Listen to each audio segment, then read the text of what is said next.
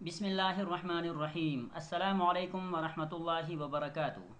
मोहतरम नाज़रीन, मैं हूँ मोहम्मद ग़यासुद्दीन और आप देख रहे हैं मुफ्ती मोहम्मद ग़यासुद्दीन यूट्यूब चैनल। मोहतरम नाज़रीन, गैर सूदी बैंकारी पर होने वाले एतराज़ात में से एक एतराज़ कायबोर को लेकर भी किया जाता है। चुनांचे बाज़ी हज़रात का कहना है कि जिस तरह सूदी बैंक लोगों से पैसे लेते वक्त कायबोर को मेयार बनाकर पैसे लेते हैं और फिर आगे इन्वेस्ट करते वक्त कायबोर ही को मेयार बनाकर आगे इन्वेस्ट करते हैं, इसी तरह गैर सूदी बैंक यानी वो बैंक जो गैर सूदी कहलाते हैं वो भी लोगों से पैसे लेते वक्त कायबोर ही को मेयार बनाते हैं और आगे इन्वेस्ट करते वक्त भी कायबोर ही को मेयार बनाते हैं। तो दोनों बैंक ख़ास सूदी हों या गैर सूदी, दोनों कायबोर ही को मेयार बनाकर पैसे लेते हैं और आगे पैसे इन्वेस्ट करते हैं। तो दोनों के मामलात सेम हैं, पैसे लेते वक्त भी और पैसे आगे इन्वेस्ट करते वक्त भी। लिहाजा ये हजरात कहते हैं कि दोनों के मामलात में कोई ख़ास फ़र्क नहीं है।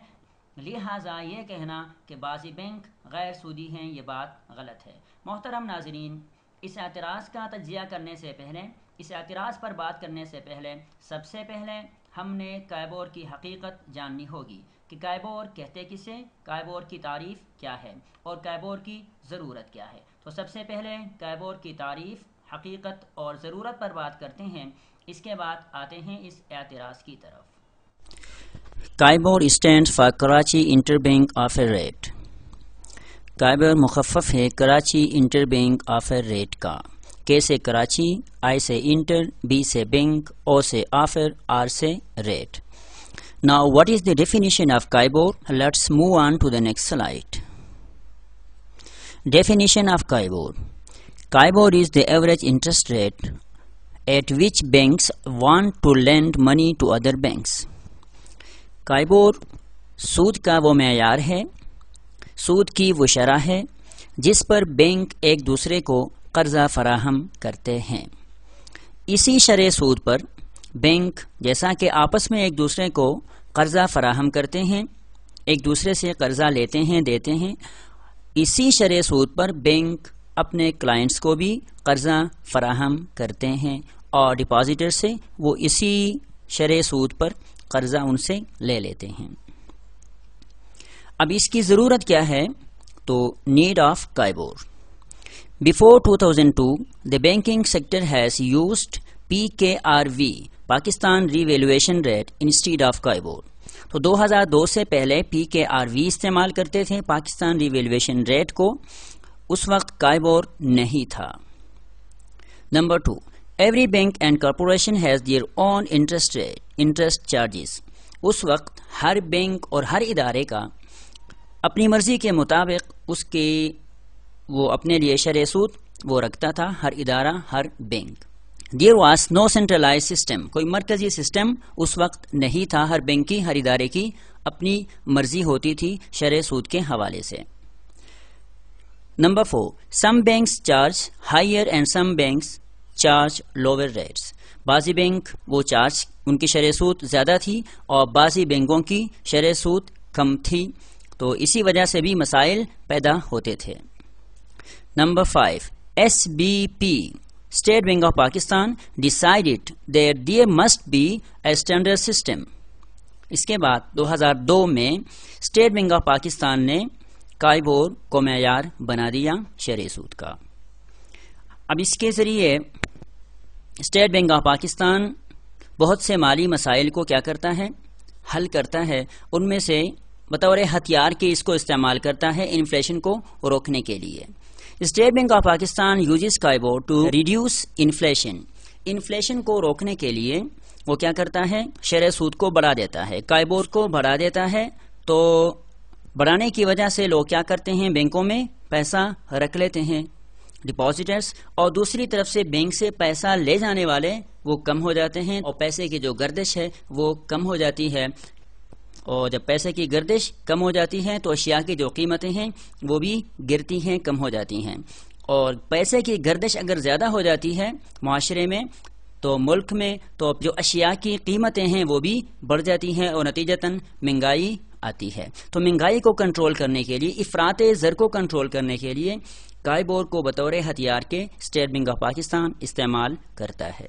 محترم ناظرین، یہ بات واضح ہو گئی کہ اسٹیٹ بینک آف پاکستان نے کائبور کو معیار بنایا ہے تاکہ ملک کے مالی مسائل کو حل کرنے میں مدد ملے اور بینکوں کو مالی نقصانات سے بچایا جا سکے، اور انفلیشن اور ڈیفلیشن، افراط زر اور تفریط زر کو کنٹرول کیا جا سکے تاکہ عوام کو مہنگائی کا سامنا نہ ہو۔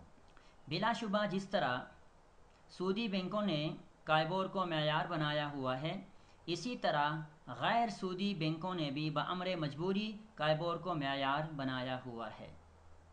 اس کی وجہ یہ ہے کہ ملک میں سودی بینکوں کی تعداد 90 سے 95% ہے، جبکہ غیر سودی بینکوں کی تعداد 5 سے 10% ہے۔ ایسی صورتحال میں غیر سودی بینکوں کے لیے یہ ممکن نہیں کہ اپنے لیے الگ معیار بنائیں۔ وہ الگ معیار بنانا ان کے لیے پاسبل ممکن نہیں ہے، اس لیے انہوں نے بھی کائبور کو بامر مجبوری اپنا معیار بنایا ہوا ہے۔ اب آتے ہیں اس بات کی طرف کہ کائبور کو معیار بنانا شرعی نقطہ نظر سے کیسا ہے غیر سودی بینکوں کے لیے۔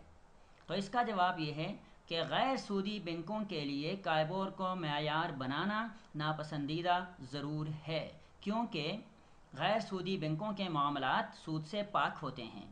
تو غیر سودی معاملات میں سود کے معیار کو استعمال کرنا ضرور ناپسندیدہ ہے، لیکن اگر غیر سودی بینک اپنے معاملات میں شرعی جو شرائط ہیں ان کا لحاظ رکھتے ہوئے معاملات کرتے ہیں، مثلا مرابحہ میں مرابحہ کی شرائط کا لحاظ رکھتے ہیں، اجارہ میں اجارہ کی شرائط کا لحاظ رکھ کر معاملہ کرتے ہیں، تو کائبور کو معیار بنانے کی وجہ سے ان کے معاملات فاسد نہیں ہوں گے، ان کے معاملات شرعی اعتبار سے غلط نہیں ہوں گے۔ اس کی مثال یوں سمجھیے کہ دو دکاندار ہیں، ایک شراب بیچتا ہے اور ایک روح افزا بیچتا ہے۔ اب روح افزا بیچنے والا دکاندار کہتا ہے کہ شراب بیچنے والا اپنی شراب کی فی بوتل میں جس شرح سے اضافہ کرے گا یا کمی کرے گا، میں بھی روح افزا کی بوتل میں اسی شرح سے اضافہ کروں گا یا کمی کروں گا۔ اب دیکھیں روح افزا بیچنے والے نے کیا کر دیا، شراب بیچنے والے کے معیار کو استعمال کیا۔ اب اس معیار کو استعمال کرنے کی وجہ سے یہ نہیں کہا جا سکتا کہ روح افزا بیچنے والے کی آمدنی جو ہے وہ حرام ہے، وہ ناجائز ہے، روح افزا بیچنا جائز نہیں ہے، یہ نہیں کہا جا سکتا۔ اس کی وجہ یہ ہے کہ روح افزا جو ہے وہ ایک حلال پروڈکٹ ہے، اور اس کو بیع کی جو شرائط ہیں ان شرائط کا لحاظ رکھ کر اگر وہ بیچتا ہے، بھلے معیار وہ کس کو بناتا ہے، شراب بیچنے والا جو دکاندار ہے اس کے معیار کو استعمال کرتا ہے اور بیع کی شرائط کا لحاظ رکھتا ہے، تو اس معیار کو استعمال کرنے کی وجہ سے نہیں کہا جا سکتا کہ روح افزا بیچنے والا جو ہے اس کا کاروبار ناجائز ہے، حرام ہے، یا اس کے لیے روح افزا بیچنا جائز نہیں ہے، یہ نہیں کہا جا سکتا۔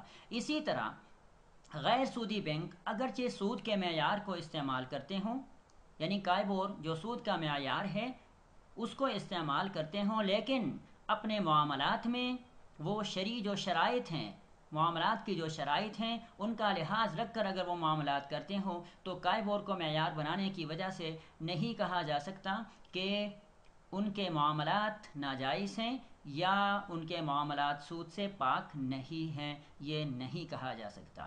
ہاں ضرور ہے کہ کائبور کو معیار بنانا، کائبور چونکہ وہ سود کی شرح ہے، تو سود کی شرح کو، سود کے معیار کو اور غیر سودی معاملات کے لیے استعمال کرنا ناپسندیدہ ضرور ہے، لیکن اس وجہ سے ان کے معاملات کو سودی نہیں کہا جا سکتا۔